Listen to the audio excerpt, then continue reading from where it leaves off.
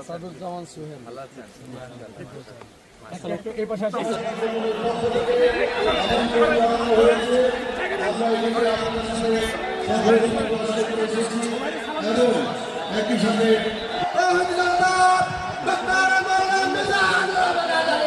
আল্লাহ তাআলা কাদেরকে পছন্দ করেন? আমরা আল্লাহ তাআলার প্রিয় ভাজন, প্রিয় বান্দা হতে চাই কি চাই না বলেন তো? চাই। এবং যাদের মধ্যে এই 10টি বৈশিষ্ট্য থাকবে তাদের জন্য আল্লাহ তাআলা ক্ষমা এবং মহা প্রতিদানের ব্যবস্থা রেখেছেন। এই 10টি গুণ যাদের মধ্যে থাকবে তাদের জন্য আল্লাহ তাআলা ক্ষমা এবং মহা প্রতিদানের ঘোষণা দিয়েছেন। সুবহানাল্লাহ বলেন। এবং এই 10টি বৈশিষ্ট্যের মধ্যে ইসলামের মৌলিক যে মূল্যবোধগুলো, মোরালিটি, এথিক্স, এগুলো চলে এসেছে।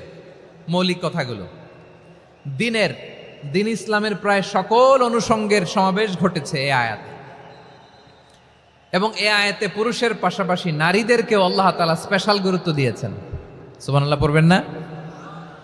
Gender equality in terms of getting rewards, প্রতিদান বা সওয়াব পাওয়ার দিক থেকে ইসলামে নারী পুরুষ সমান। অনেকে বলে ইসলাম নারীদেরকে ঠকিয়েছে, নারী পুরুষ নাকি সমান না। অনেক নারীবাদীরা বলেন, আমি প্রিয় বোনদের বলবো এই আয়াতের দিকে তাকান, সূরা আহজাবের 35 নম্বর আয়াতের দিকে তাকান। এই আয়াতে নারী পুরুষ সমান। সুবহানাল্লাহ বলেন তো সবাই। Gender equality in terms of getting reward, নেক কাজ করলে সওয়াব পাওয়ার ক্ষেত্রে পুরুষ যেমন নারীও তেমন। আল্লাহু আকবার। দান করলে পুরুষের যেমন সওয়াব, নারীরও তেমন সওয়াব। রোজা রাখলে পুরুষের যেমন সওয়াব, নারীরও তেমন সওয়াব। নাকি পুরুষ রোজা রাখলে বেশি সওয়াব, নারী রোজা রাখলে কম সওয়াব? হ্যাঁ, ব্যাপারটা কি এরকম? আওয়াজ করে বলেন ময়মনসিংহ, ব্যাপারটা কি এরকম? না, ইকুয়াল।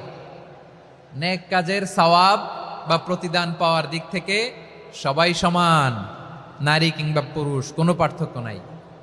প্রিয় ভাইয়েরা, এ আয়াতে পুরুষের পাশাপাশি নারীদের কথা বিশেষভাবে বলা হয়েছে।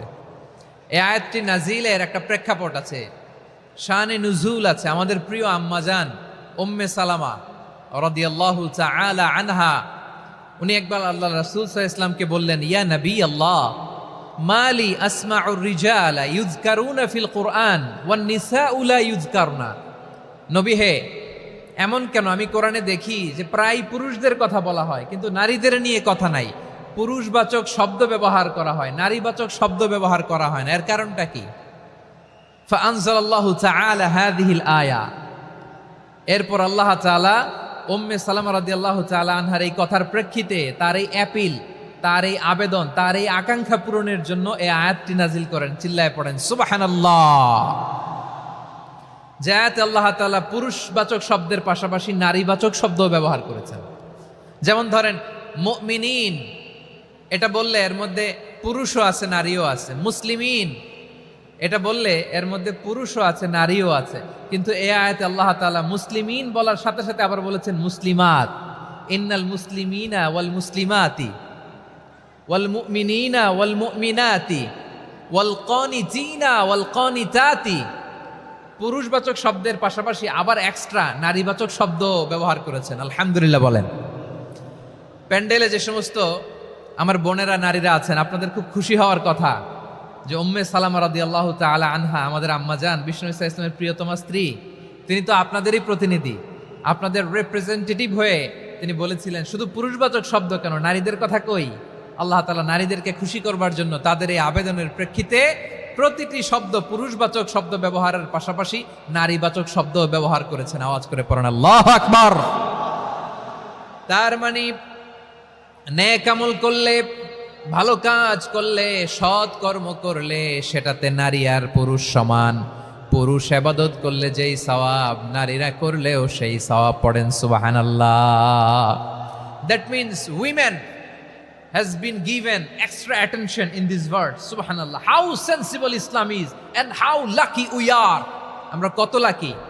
নারীদের প্রতিনিধি উম্মে সালামা বলার সাথে সাথে তাদেরকে খুশি করার জন্য আল্লাহ পুরুষবাচক শব্দের পাশাপাশি নারীবাচক শব্দ দিয়ে একটা গোটা আয়াত নাজিল করেছেন। পড়েন সুবহানাল্লাহ।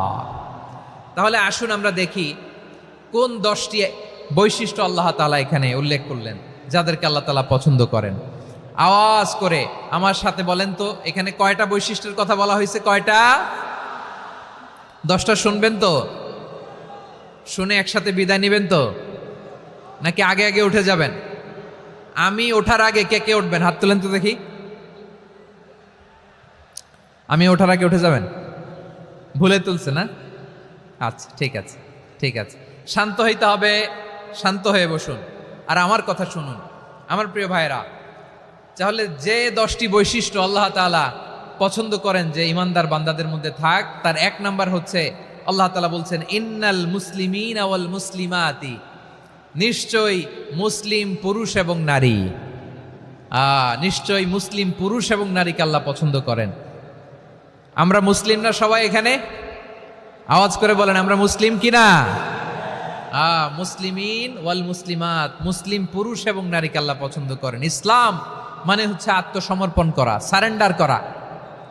ইসলাম মানে সারেন্ডার করা কার সামনে? আল্লাহর ইচ্ছার সামনে, আল্লাহর আদেশের সামনে, আল্লাহর আইনের সামনে আত্মসমর্পণের সারেন্ডারের নামই হচ্ছে ইসলাম। চিল্লায় বলেন ঠিক কিনা? কেউ যখন নিজেকে মুসলিম বলে দাবি করে, তখন আল্লাহর কোনো বিধান আসলে, আল্লাহর কোনো আইন তার সামনে আসলে সেটা মানবো কি মানবো না এমন কথা বলার তার সুযোগ নাই, মানতেই তাকে হবে। আওয়াজ করে বলেন ঠিক কিনা?